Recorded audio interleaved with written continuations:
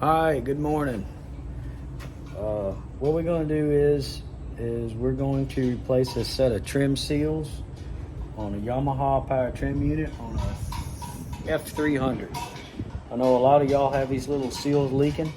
What usually causes these little seals to leak are these little things right here. That's right. They keep your motor from bouncing, but they kill all your power trim seals, and I'm going to show you what I'm talking about. These seals right here, they beat the snot out of the seal and they put all the weight on the ram, and it basically just starts leaking right there. And the only way to fix them is to take them out and replace them. So that's what we're going to do. This is my brand new tool from Outboard Specialties that I used to do this with. It has different size pins, fits on your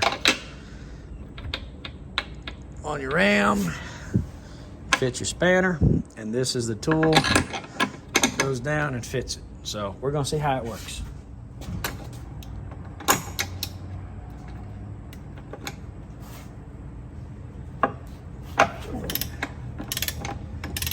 Works pretty good.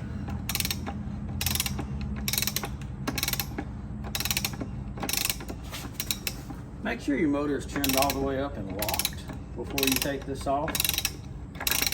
If not, it's going to be a problem.